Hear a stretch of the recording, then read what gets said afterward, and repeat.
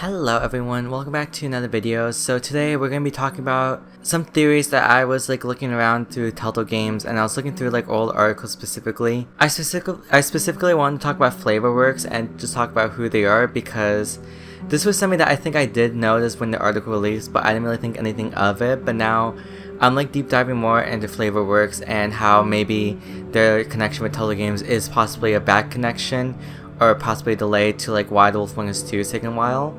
So in the article, I'll mention a few things. It talks about Telltale Games officially acquiring Flavourworks, and this was back in 2023 to be exact. And they talked about Jamie Otley and talked about that this is part of working with other studios and trying to figure out the technologies to align with its vision to develop cinematic and episodic video games. So he also mentions about how fans today want to interact with their favorite IPs more deeply, and interactive narratives are a really immersive way to do that. Otley said in the press statement, at the same time, people want to access their games from whenever they are, regardless of the device or platform. Flavourworks technology and interactive video expertise will enable us to efficiently create story-based games and reach more people through streaming and new platforms. We're excited about what it could mean for our portfolio of games. This could be part of the reason why Wolf Among Us 2's delay is because they're possibly trying out a new feature specifically for this game, or they're possibly working on another game that's not announced with this new feature. I think they're trying to go for the Minecraft Story Mode approach on Netflix, where with the Netflix app you're able to play Minecraft Story Mode and be able to make choices on the go or wherever on your computer or any device.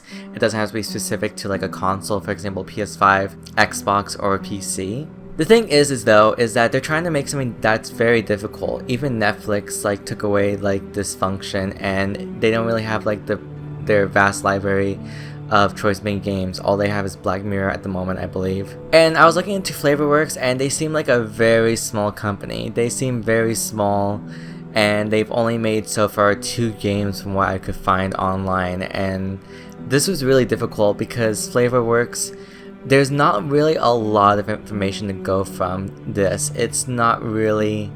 It just seems a little bit weird personally.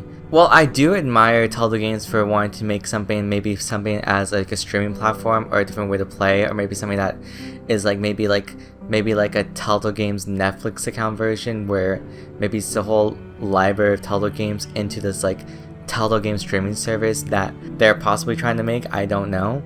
I don't think it's realistically possible just because of how they're just a small company at the moment, and I don't know how many people would be interested in that if I have to be realistic about it. Also mentions about, in this other part of the article, following Telltale's successful launch of The Expanse with its strong reviews and excellent player feedback, I look forward to seeing what gameplay innovations and collaborations with Flavourworks will bring in building best-in-class narrative games. So I was a little bit confused because Flavourworks seems to focus more on FMV games, and from my understanding that the gameplay you can actually connect, there was one of their games, it was called Erica. I believe you can connect, I think, your smartphone to your PlayStation 4, and it connected as a controller, I believe. The Play Touch system, I don't remember what it's called exactly.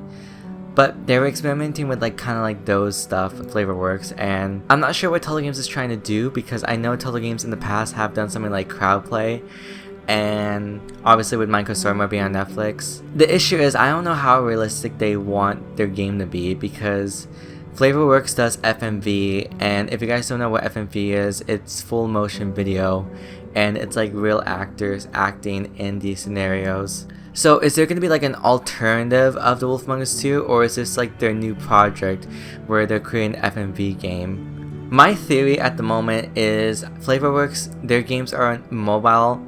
They're possibly maybe trying to create The Wolf Among Us 2 as a video format or something, and trying to make a different version of The Wolf Among Us 2 where it doesn't maybe require a lot of gameplay, but it's mostly about the immersion of story.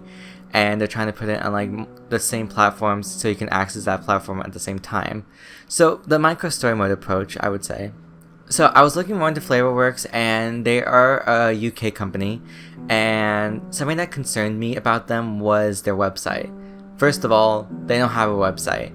It's expired. It literally says website expired, this account has expired. If you're the site owner, click below to log in. So that's kind of my first red flag, honestly, just because of the fact that it doesn't really seem professional in my personal opinion. I'm willing to bet that they were a small company, but if someone like Telltale Games with like a big legacy bought them, then there's kind of like some red flags there where why did you guys choose Flavourworks out of all the other companies?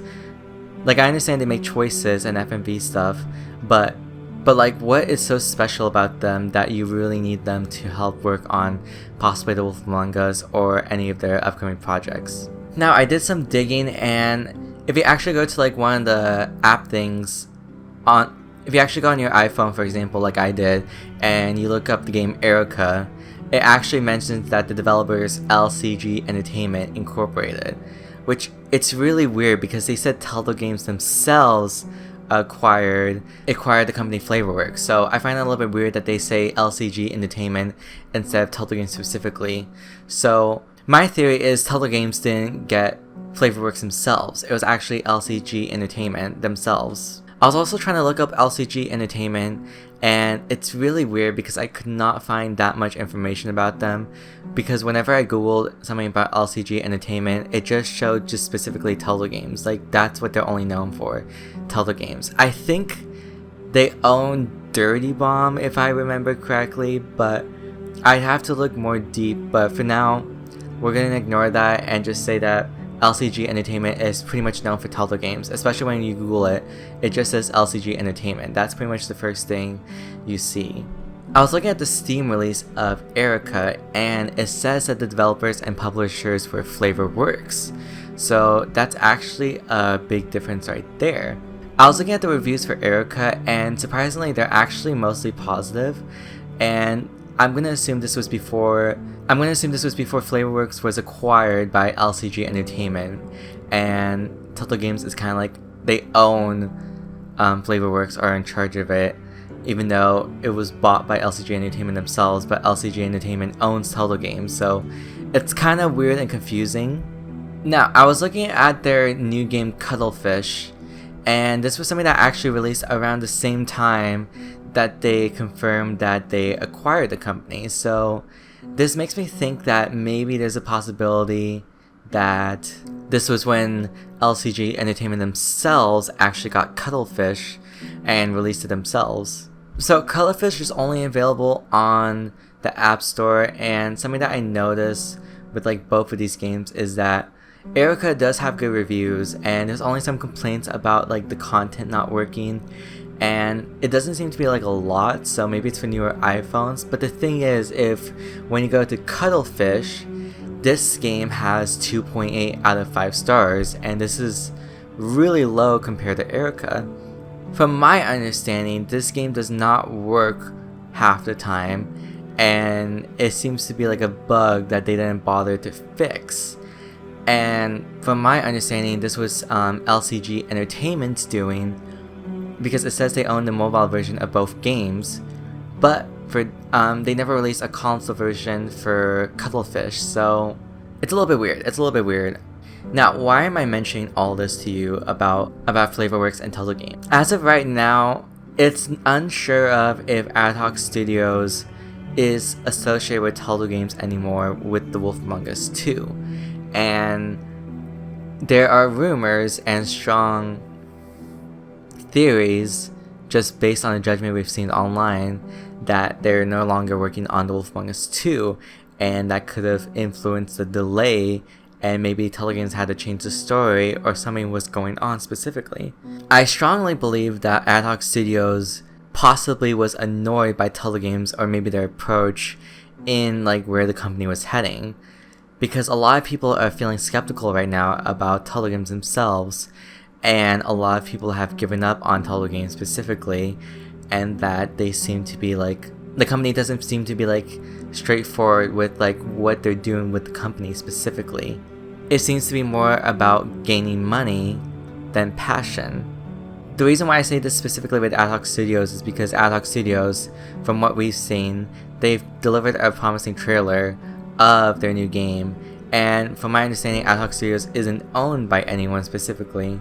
Ad Hoc Studios are the publishers themselves and the developers themselves. So, while I don't think Telltale Games is all to blame, I'm currently wondering if LCG Entertainment is kind of like deciding the factors of how Telltale Games are going to be as a company specifically.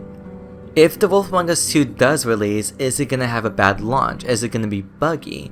Is it not going to work well? Is there going to be issues?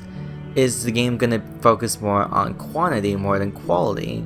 It's really unsure of where the company's going, and I want to give my opinions about what Telltale Games have been doing lately, because I feel like it's really confusing of like where they're heading specifically with their company. I personally would love if Telltale Games would kind of give updates or like developer commentary of like what they've been doing in the company. I understand that's unrealistic and that's probably not the approach they're going to go for, but currently right now a lot of people are definitely angry with Telltale Games themselves.